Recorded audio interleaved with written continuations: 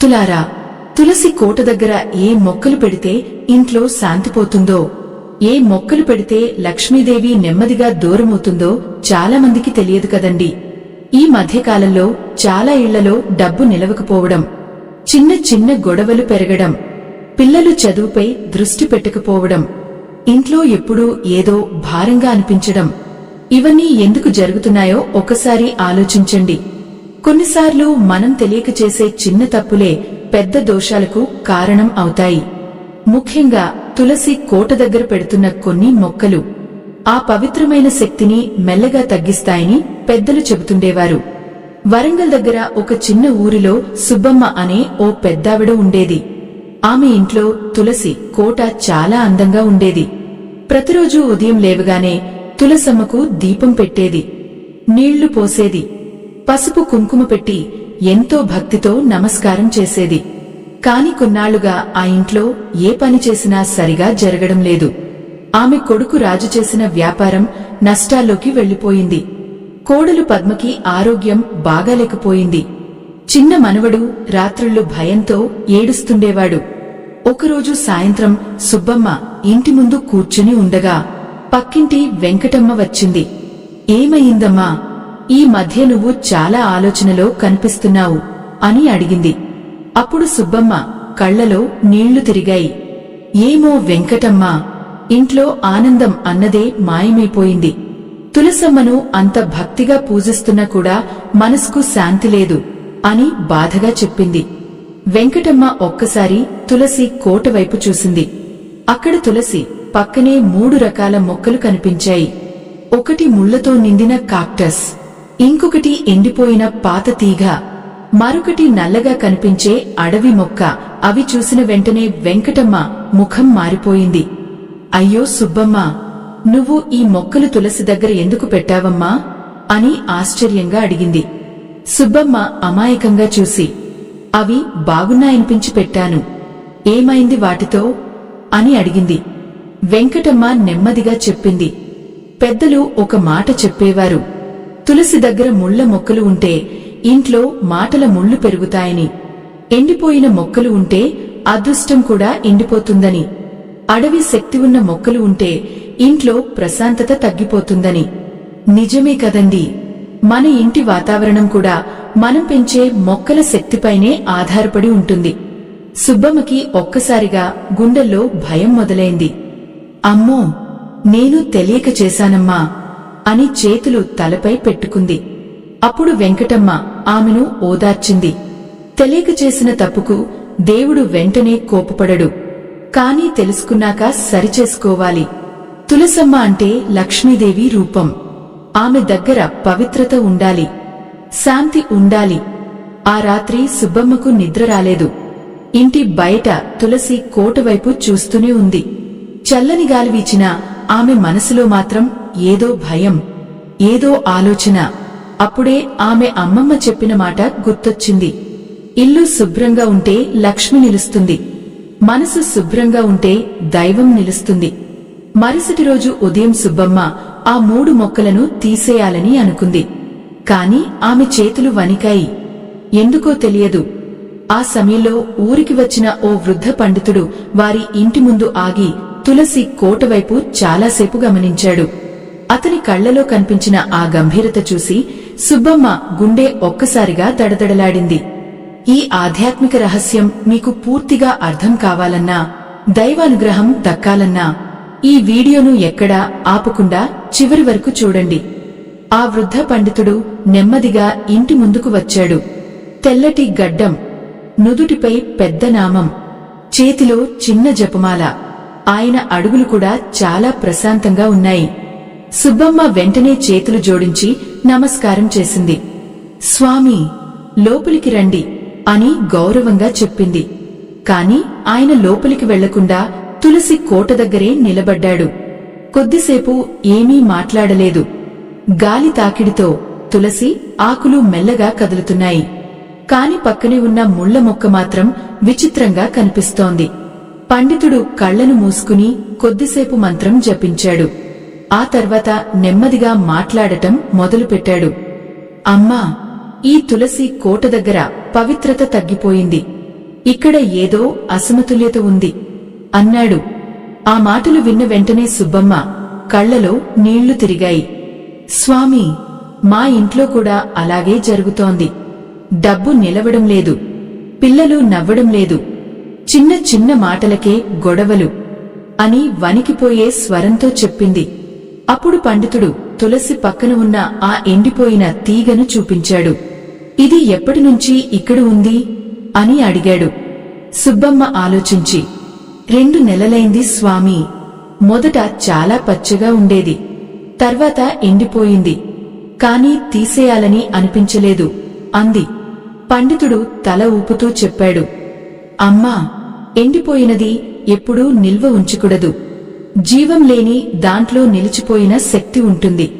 తులసి దగ్గర అలాంటివి ఉంటే ఇంట్లో ఉత్సాహం తగ్గిపోతుంది. పెద్దలు ఎందుకు శుభ్రతను అంతగా చెప్పారో ఇదే కారణం. వెంకటమ్మ కూడా దగ్గరే నిలబడి వింటోంది. ఆమె నెమ్మదిగా చెప్పింది, నేను కూడా ఇదే చెప్పాను స్వామీ అంది. అప్పుడు పండితుడు చిరునవ్వు నవ్వాడు. పాతవాళ్ల మాటల్లో చాలా లోతు ఉంటుంది అమ్మా. చెట్టు చూసి నీడలో కూర్చో, మనిషిని చూసి మాటాడో అని పెద్దలు అన్నది ఊరికే కాదు.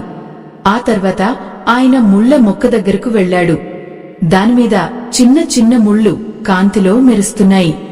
ఈ మొక్క అందంగా కనిపించొచ్చు, కాని తులసి దగ్గర ముళ్ళు ఉండకూడదు. ముళ్ళు అంటే చీలిక, బాధ, మనసుల మధ్య దూరం. ఇంట్లో ఎవరైనా మాటలకు మాటలు పెడుతున్నారా అని అడిగాడు. ఆ మాట విన్న వెంటనే సుబ్బమ్మ నిశ్శబ్దంగా తలదించుకుంది. ఆమె కొడుకు రాజు, కోడలు పద్మ మధ్య కొన్నాళ్లుగా చిన్న చిన్న గొడవలు పెరుగుతున్నాయి. ఇంట్లో నవ్వులు తగ్గిపోయాయి. ఒకరితో ఒకరు సరిగా మాట్లాడుకోవడం కూడా తగ్గిపోయింది. స్వామీ, నిజమే, ఈ మధ్య వాళ్ళు చిన్న విషయానికే కోపపడుతున్నారు అని బాధగా చెప్పింది. పండితుడు గంభీరంగా అన్నాడు, ఇంట్లో పెరిగే ప్రతి మొక్కకు ఒక స్పందన ఉంటుంది అమ్మా. మనిషి మనసు ఎలా స్పందిస్తుందో ప్రకృతి కూడా అలాగే స్పందిస్తుంది. అప్పుడు సుబ్బమ్మ ఒక్కసారిగా అడిగింది, స్వామీ, మరి ఆ 3వ మొక్క సంగతి ఏమిటి అని. పండితుడు ఆ నల్లటి అడవి మొక్కను జాగ్రత్తగా చూశాడు. గాలి వీచినా అది వింతగా ఆగుతోంది. ఆయన కొద్దిసేపు మౌనంగా ఉండి చెప్పాడు, ఈ మొక్కను మీ ఇంటికి ఎవరు తెచ్చారు అని. సుబ్బమ్మ ఆశ్చర్యంగా చూసింది. ఒక యాత్రకు వెళ్లినప్పుడు రోడ్డు పక్కన కనిపించింది స్వామీ. బాగుందని తీసుకొచ్చాను అంది. ఆ మాట విన్న వెంటనే పండితుడు ముఖం ఒక్కసారిగా గంభీరంగా మారిపోయింది. అమ్మా, ప్రతి మొక్కను ఇంట్లో పెట్టకూడదు. కొన్ని అడవి శక్తులను ఆకర్షిస్తాయి. తులసి దగ్గర అలాంటి మొక్కలు ఉంటే ఇంటి శాంతి మెల్లగా తగ్గిపోతుంది. అందుకే పెద్దలు తెలియని మొక్కలను ఇంటి పూజా ప్రదేశాల దగ్గర పెట్టవద్దని హెచ్చరించేవారు. ఆ సమయంలో చిన్న మనవడు బయటికి వచ్చాడు. నానమ్మా, నిన్న రాత్రి మళ్లీ నాకు భయం వేసింది అని చెప్పి సుబ్బమ్మ చేతిని పట్టుకున్నాడు. ఆ మాట విన్న వెంటనే ఆమె గుండె పిండుకుపోయింది. పండితుడు ఆ చిన్నవాడి తలపై చేయి పెట్టి ఆశీర్వదించాడు. భయపడకు బిడ్డా, ఇల్లు మళ్లీ ప్రశాంతంగా మారుతుంది అన్నాడు. ఆ మాటలు విన్నాక కొంచెం ధైర్యం వచ్చినా సుబ్బమ్మ మనసులో ఇంకా ఒక ప్రశ్న మిగిలిపోయింది. స్వామీ, ఈ తప్పులు సరిచేస్తే నిజంగానే లక్ష్మీదేవి మళ్లీ మా ఇంట్లో నిలుస్తుందా అని ఆమె కళ్లలో ఆశతో అడిగింది. ఆ ప్రశ్న విన్న పండితుడు ఆకాశం వైపు చూసి చాలా అరుదుగా వినే ఒక పురాతన కథను చెప్పడానికి సిద్ధమయ్యాడు. అమ్మా, చాలా మందికి తెలియని ఒక విషయం చెబుతాను విను అని పండితుడు నెమ్మదిగా మాట మొదలుపెట్టాడు. సుబ్బమ్మ, వెంకటమ్మ ఇద్దరూ ఆసక్తిగా దగ్గర కూర్చున్నారు. గాలి మెల్లగా వీచుతోంది. తులసి ఆకుల నుంచి ఒక వింత సువాసన వస్తోంది. పురాతన కాలంలో దక్షిణ దిక్కున ధనపురం అనే ఒక రాజ్యం ఉండేది. అక్కడ ధనలక్ష్మి అనే మహారాణి ఉండేది. ఆమెకు ప్రకృతి అంటే చాలా ఇష్టం. రాజమహల్ మొత్తం పూలతో, పవిత్రమైన మొక్కలతో నిండిపోయి ఉండేది. ముఖ్యంగా ఆమె ప్రతి ఉదయం తులసమ్మకు నమస్కారం చేసి రోజును ప్రారంభించేది. సుబ్బమ్మ మౌనంగా వింటోంది. పండితుడి స్వరం మరింత గంభీరంగా మారింది. ఒకసారి ఆ రాజ్యంలోకి ఓ విదేశీ వ్యాపారి వచ్చాడు. అతను రాజమహల్కు విచిత్రమైన మొక్కలు తీసుకొచ్చాడు. వాటిలో కొన్ని చాలా అందంగా కనిపించాయి. కాని వాటికి ముళ్ళు ఎక్కువ. మరికొన్ని నల్లటి ఆకులతో ఉండేవి. మహారాణి వాటి అందానికి ఆకర్షితురాలే. తులసి తోట పక్కనే వాటిని నాటమని చెప్పింది. వెంకటమ్మ ఒక్కసారిగా అయ్యో అని నిట్టూర్చింది. పండితుడు తల ఊపుతూ కథ కొనసాగించాడు. మొదట్లో ఏమీ కనిపించలేదు. కాని కొద్ది రోజుల తర్వాత రాజమహల్లో మార్పులు మొదలయ్యాయి. రాజు, రాణి మధ్య చిన్న చిన్న అపార్థాలు పెరిగాయి. సేవకులు ఎప్పుడూ భయంతో ఉండేవారు. ధాన్యం నిల్వలు తగ్గిపోయాయి. సంగీతం వినిపించే ఆ మహల్లో నిశ్శబ్దం పెరిగింది. సుబ్బమ్మ గుండె బరువెక్కింది. ఆ కథలో తన ఇంటి పరిస్థితి కనిపిస్తోంది. ఒక రాత్రి ధనలక్ష్మి రాణికి ఒక కల వచ్చింది. తెల్లటి వస్త్రాలు ధరించిన ఓ వృద్ధురాలు కనిపించింది. ఆమె తులసి తోట ముందు నిలబడి ఇలా చెప్పింది. పవిత్రత ఉన్న చోట ముళ్ళు పెడితే ఆనందం క్రమంగా దూరమవుతుంది. జీవం ఇచ్చే చోట చీకటి నీడలను పెంచితే లక్ష్మి నిలవదు అని చెప్పి మాయమైపోయింది. ఆ మాటలు విన్న వెంటనే సుబ్బమ్మ చేతులు వణికాయి. ఆమె నెమ్మదిగా తులసి కోటవైపు చూసింది. పండితుడు మళ్లీ చెప్పడం మొదలుపెట్టాడు. మరుసటి రోజు రాణి రాజగురువును పిలిపించింది. ఆయన వచ్చి తులసి తోట దగ్గరున్న ఆ మొక్కలను చూసి వెంటనే తీసేయమన్నాడు. తర్వాత తులసి చుట్టూ పసుపు చల్లించి ఆ ప్రదేశాన్ని శుభ్రం చేయించాడు. ఆశ్చర్యంగా కొన్ని రోజులకే రాజమహల్లో మళ్లీ ఆనందం మొదలైంది. వెంకటమ్మ కళ్లలో వెలుగు వచ్చింది. అంటే నిజంగానే మొక్కల ప్రభావం ఉంటుందన్నమాట స్వామి అని అడిగింది. ఉంటుంది అమ్మా అని పండితుడు నెమ్మదిగా అన్నాడు. మనిషి ఊపిరి కనిపించదు, కాని జీవం ఇస్తుంది కదా. అలాగే కొన్ని శక్తులు కనిపించవు, కాని ఇంటి వాతావరణాన్ని మార్చేస్తాయి. అంతలో సుబ్బమ్మ కోడలు పద్మ బయటికి వచ్చింది. ఆమె ముఖంలో అలసట స్పష్టంగా కనిపిస్తోంది. అమ్మా, ఈ మధ్య నాకు ఎందుకో మనసు చాలా భారంగా ఉంది అని చెప్పింది. ఆ మాట విన్న వెంటనే పండితుడు ఆమెను కాసేపు గమనించాడు. నీకు రాత్రుళ్ళు నిద్ర సరిగా పడట్లేదా అమ్మా అని అడిగాడు. పద్మ ఆశ్చర్యపోయింది. అవునండి, ఎప్పుడూ ఏదో భయం అంది. అప్పుడు పండితుడు గంభీరంగా చెప్పాడు. ఇంట్లో పవిత్రత తగ్గినప్పుడు మొదట మనసే అలసిపోతుంది. అందుకే తులసి దగ్గర ఎలాంటి మొక్కలు పెడుతున్నామో జాగ్రత్తగా చూడాలి. సుబ్బమ్మ కళ్లలో నీళ్లు తిరిగాయి. స్వామి, నేను వెంటనే ఆ మొక్కలు తీసేస్తాను అని చెప్పింది. అప్పుడే పండితుడు ఒక్కసారిగా ఆమెను ఆపేశాడు. ఆగమ్మా, వాటిని ఎలా తీసేయాలో కూడా ఒక విధానం ఉంటుంది. తెలియకుండా తీసేస్తే ఇంట్లో ఉన్న ఆగిపోయిన శక్తి ఒక్కసారిగా కలత కలిగించొచ్చు అన్నాడు. ఆ మాట విన్న వెంటనే అందరూ ఒక్కసారిగా నిశ్శబ్దంగా మారిపోయారు.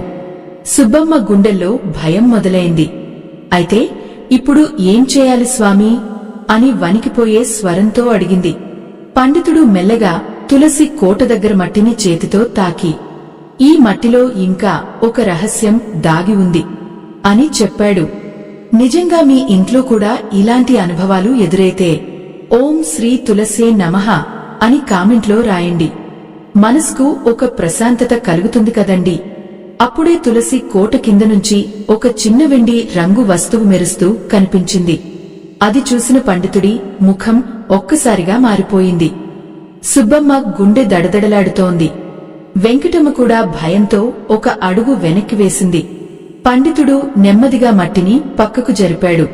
కొద్దిసేపటికి ఒక చిన్న వెండి పెట్టె బయటపడింది. అది చాలా పాతదిగా కనిపిస్తోంది. పైభాగంలో తులసి ఆకు గుర్తు చెక్కబడి ఉంది.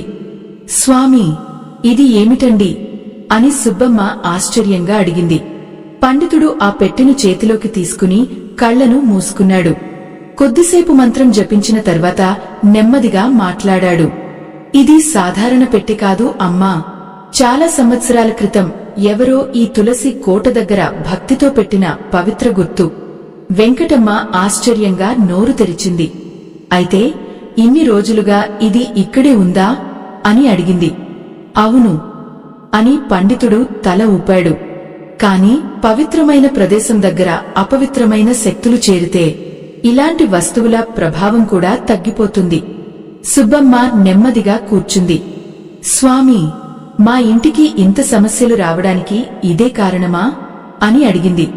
పండితుడు చిరునవ్వుతో చెప్పాడు, కారణం ఒక్కటే కాదు అమ్మా, కాని మనం చేసే చిన్న తప్పులు కలిసి పెద్ద ప్రభావం చూపిస్తాయి.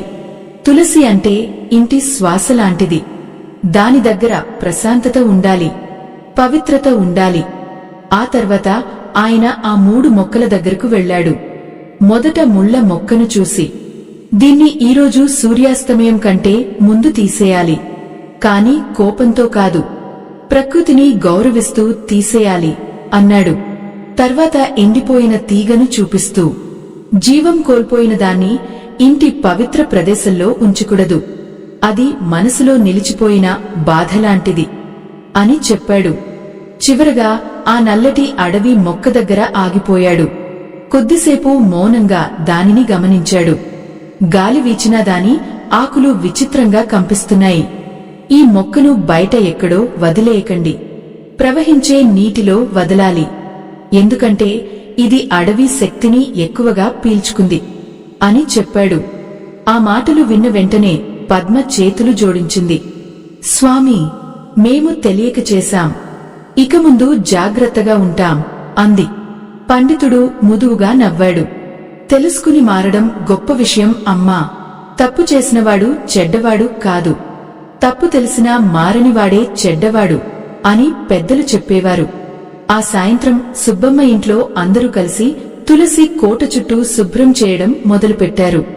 రాజు కూడా చాలా రోజుల తర్వాత ప్రశాంతంగా కనిపించాడు. అతను ముళ్ల మొక్కను జాగ్రత్తగా తీస్తూ, అమ్మా, నిజంగా మన ఇంట్లో వాతావరణం మారిపోతుందేమో అనిపిస్తోంది అన్నాడు. సుబ్బమ్మ కళ్లలో ఆశ మెరిపించింది. దైవం మీద నమ్మకముంటే మార్పు తప్పకుండా వస్తుంది బిడ్డా అని ప్రేమగా చెప్పింది. తర్వాత పండితుడు తులసి చుట్టూ పసుపు నీళ్లు చల్లమన్నాడు. చిన్న దీపం వెలిగించాడు. ఆ దీపం వెలుగు తులసి ఆకులపై పడుతుంటే ఆ ప్రదేశం మొత్తం చాలా ప్రశాంతంగా మారిపోయింది. వెంకటమ్మ నెమ్మదిగా చెప్పింది, చూడమ్మా సుబ్బమ్మ, ఈరోజు తులసమ్మ కూడా ఎంతో ప్రశాంతంగా కనిపిస్తోంది. అందరూ కొద్దిసేపు మౌనంగా నిలబడ్డారు. గాలి కూడా చాలా చల్లగా మారింది. చిన్న మనవడు కూడా మొదటిసారి భయం లేకుండా నవ్వాడు. అప్పుడే పండితుడు సుబ్బమ్మ వైపు తిరిగి, ఇంకో 3 రోజులు ఈ తులసి దగ్గర ప్రతి సాయంత్రం దీపం పెట్టండి, ఇంట్లో ఉన్న భారమైన శక్తి నెమ్మదిగా తగ్గిపోతుంది అని చెప్పాడు. సుబ్బమ్మ ఆనందంతో చేతులు జోడించింది. స్వామీ, మీ మాటలు మా ఇంటికి వెలుగు చూపించాయి అంది. అలాంటి ఆధ్యాత్మిక విషయాలు మీకు ఉపయోగపడుతున్నాయంటే మీ ఆశీర్వాదంగా స్కానర్ ద్వారా చిన్న సహాయం చేస్తే ఎంతో మంది భక్తులకు ఇలాంటి విషయాలు చేరుతాయి కదండి. ఆ రాత్రి చాలా రోజుల తర్వాత సుబ్బమ్మ ఇంట్లో అందరూ ప్రశాంతంగా నిద్రపోయారు. కాని అర్ధరాత్రి సమయంలో తులసి కోట దగ్గర నుంచి ఒక మృదువైన సువాసన మొత్తం ఇంట్లో వ్యాపించడం మొదలైంది. సుబ్బమ్మకి ఒక్కసారిగా మెలకువ వచ్చింది. ఆ వాసన చాలా వింతగా ఉంది, కాని భయం కలిగించలేదు. మనసుకు ఏదో ప్రశాంతత ఇచ్చింది. ఆమె నెమ్మదిగా బయటికి వచ్చింది. చంద్రుడు మబ్బుల మధ్య నుంచి వెలుగుతుంటే తులసి కోట చుట్టూ చిన్న వెలుగు పరుచుకున్నట్టుగా కనిపించింది. ఆమె ఆశ్చర్యంగా దగ్గరికి వెళ్ళింది. గాలి మెల్లగా వీచుతోంది. తులసి ఆకులు చాలా తాజాగా కనిపిస్తున్నాయి. 2 రోజుల క్రితం వాడిపోయినట్టున్న ఆ మొక్క ఇప్పుడు మళ్లీ జీవం పొందినట్టుగా ఉంది. అప్పుడే వెనుక నుంచి పండితుడి స్వరం వినిపించింది. చూసావా అమ్మా, పవిత్రత తిరిగి వస్తే ప్రకృతి కూడా స్పందిస్తుంది. సుబ్బమ్మ వెంటనే తిరిగి చూసింది.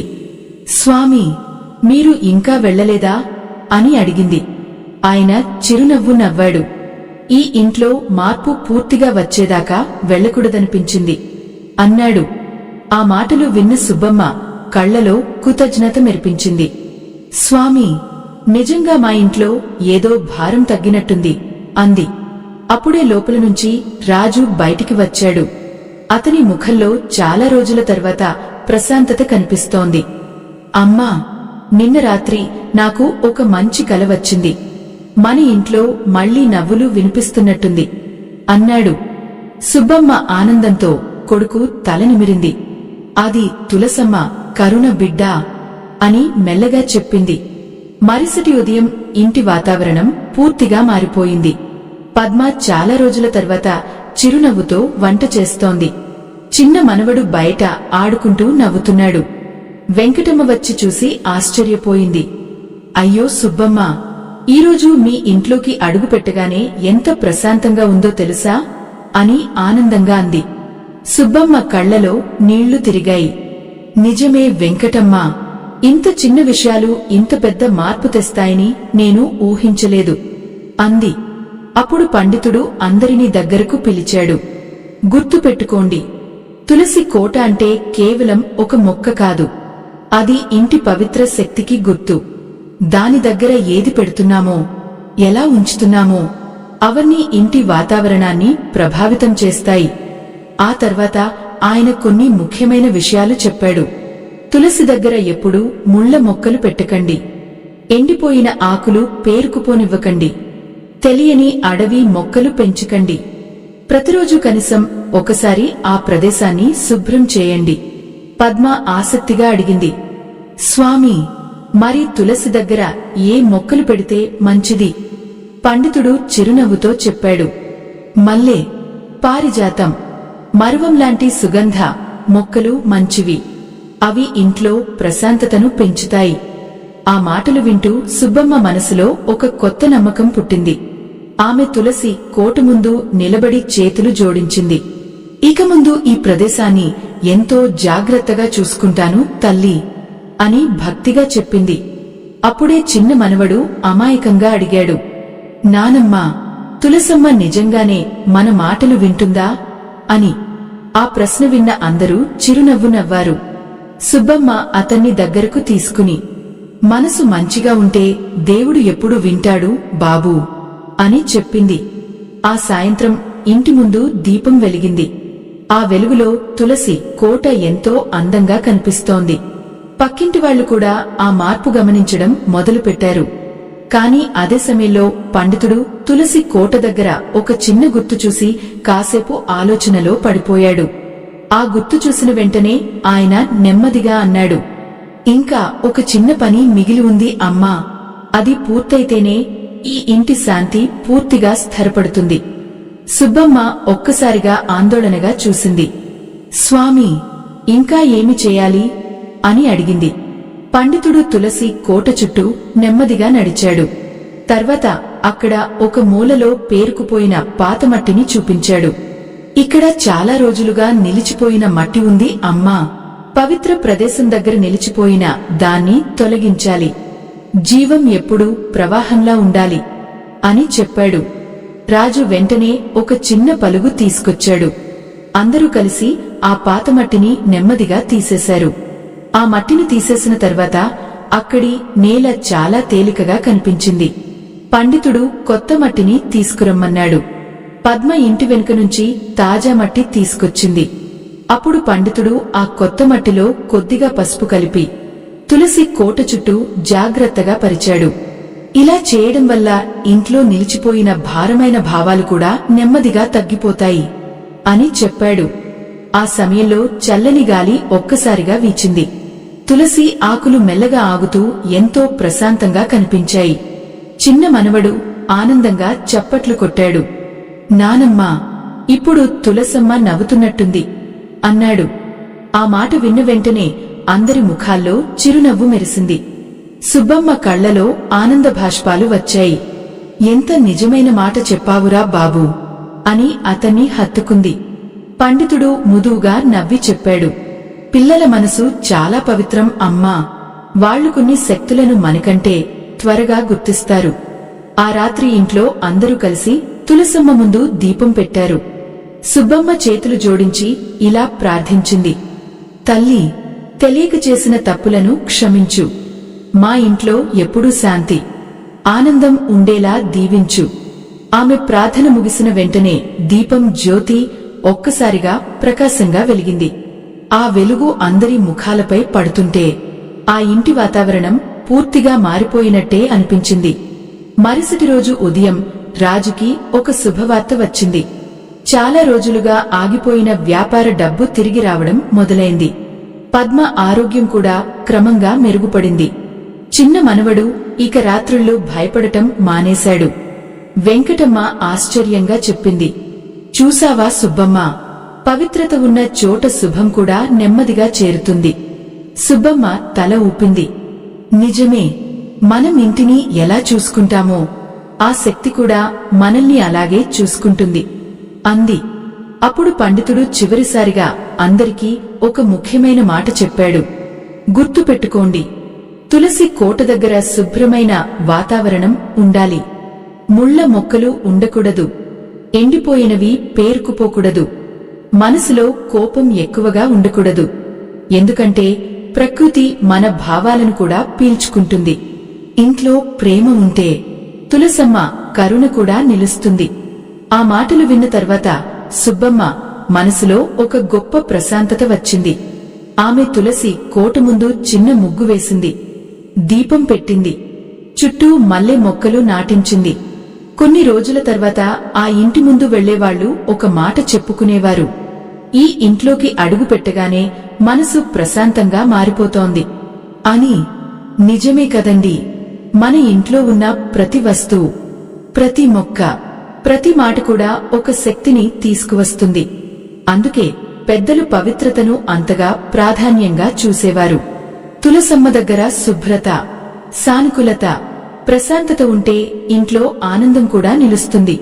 అలాంటి ఆధ్యాత్మిక విషయాలు మీ హృదయానికి దగ్గరగా అనిపిస్తే, స్కానర్ ద్వారా మీ చిన్న సహాయం అందిస్తే మరెంతో మందికి ఇలాంటి మంచి విషయాలు చేరుతాయి కదండి.